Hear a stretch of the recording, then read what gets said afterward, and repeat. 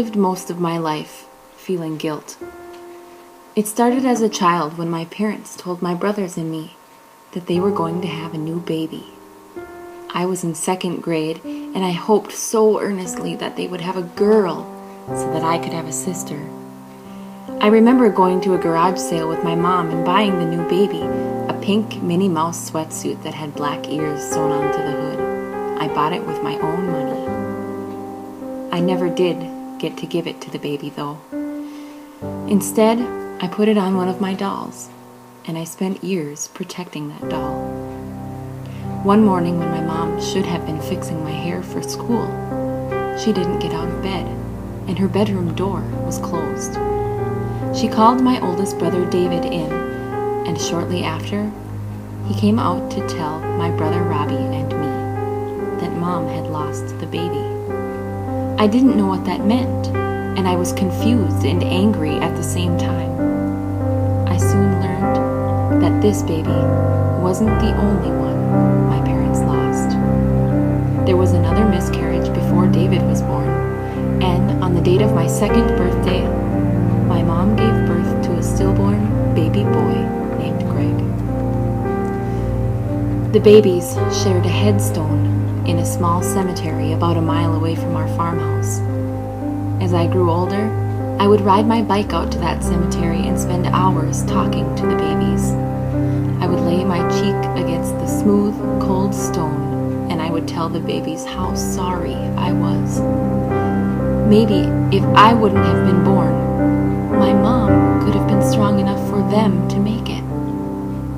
Maybe my mom would be happier if they were here instead of me. Then when I was 15, tragedy struck my family in a way we never thought possible. My oldest brother David died suddenly and unexpectedly from undiagnosed leukemia. He was just 19 years old.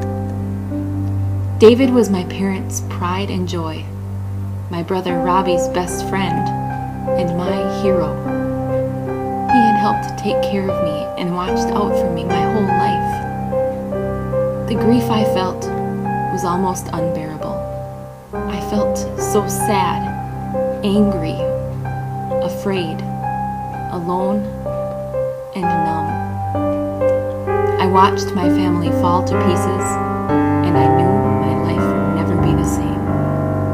I now had 2 stones awaiting my visits in the cemetery. My deep-seated guilt was overwhelming, and I didn't know how any of us would survive. It was just months after David died when we found out my mom also had cancer. I made up my mind right then that I would never give up hope. With the help of surgeons and medical staff, my mom fought her cancer and is now a survivor of over 10 years. David was an amazing person, and he is missed by so many. Seeing his life end so abruptly made me decide not to waste any of the precious time I have here on earth.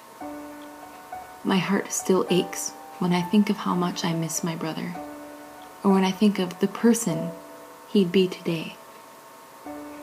I wish so badly that I could hug him right now.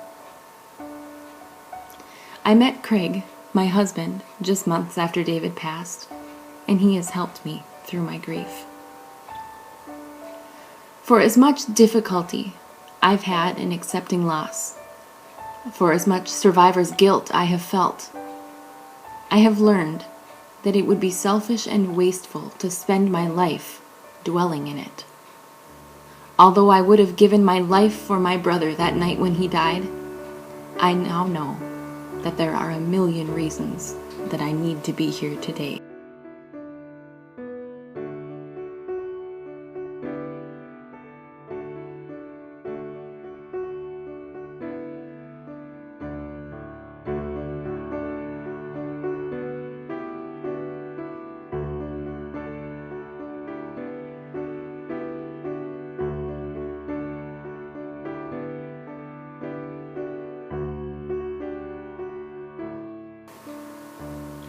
Three in particular.